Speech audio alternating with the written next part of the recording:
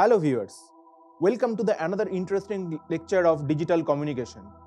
This lecture is totally conducted by Ganon, powered by Wishback. In this segment, we are going to discuss pulse width modulation or PWM. In this case, the signal is varied according to the width of the message signal. Seems to be interesting. Okay, let us start our discussion today. In this case, sinusoidal message signal is transferred into pulse width modulation.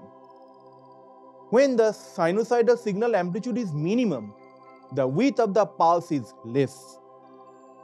When the sinusoidal signal amplitude is maximum, the width of the pulse is high. When the sinusoidal signal amplitude is minimum, the width of the pulse is less.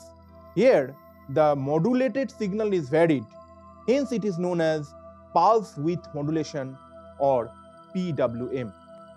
Now let us discuss the transmitter or the generation of this pulse width modulation. In pulse width signal, it can be generated by using a comparator, where modulating signal and sawtooth signal form the input of the comparator. It is the simplest method for PWM generation. As shown in the figure, one input of the comparator is fed by the input message signal or modulating signal, and the other input is sawtooth signal, which operates as a carrier frequency. What is a carrier frequency? Can you remember? Basically, it carries the message signal. That's why the name is carrier frequency. Now let us discuss how it is generated. Consider both positive and negative side. The maximum of the input signal should be less than that of the sawtooth signal. The comparator will compare the two signals together to generate the pulse width modulated signal at its output as shown in the waveform. The rising edge of the pulse width modulation signal coincides with the falling edge of the sawtooth signal. When the sawtooth signal is at minimum value, which is less than that the minimum of the input signal, then the position input of the comparator is at high potential, which gives the comparator output as positive. When the sawtooth signal rises and it is at maximum value, the negative input of the comparator is higher potential, which will produce the comparator output to be negative. Thus, the input signal magnitude determines the comparator output and its potential, which then decide the width of the pulse generated at the output. It is our motto. That means to generate the pulse width modulation. In other words, we can say that the width of the pulse generated signal is directly proportional to the amplitude of the modulating signal. Now let us discuss the receiver. The receiver section consists of pulse generator, ramp and the pedestal generator, then reference pulse generator, clipper, low pass filter. Now let us discuss the function of each block individually and in detail. The circuit shown is a pulse generator circuit. This circuit consists of a 555 timer IC is configured to function as an astable multivibrator. And what is the function of an astable multivibrator? An astable multivibrator is a timing circuit whose low and high states are both unstable. As such, the output of an astable multivibrator toggles between low and high or high to low, in effect generating a train of the pulses.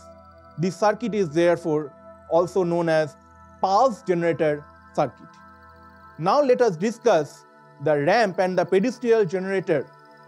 The figure shows for ramp and pedestal triggering of two thyristors connected in anti-parallel for controlling the power in an AC load. Ramp and pedestal triggering is an improved version of synchronized UJT oscillator triggering. The output is simply one ramp signal. Now let us discuss pulse generation. The reference pulse is generated by the 555 timer circuit. Now let us discuss the clipper circuit. The clipper circuit is of two types. One is positive biased circuit, where the positive half is clipped off. The clipper circuit may be of negative biased circuit, where the negative half is clipped.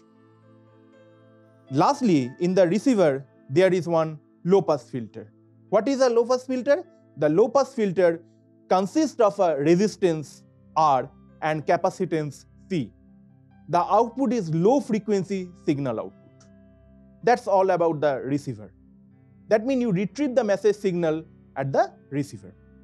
Now let us discuss the advantage of pulse width modulation. First of all, it is very cheap to make.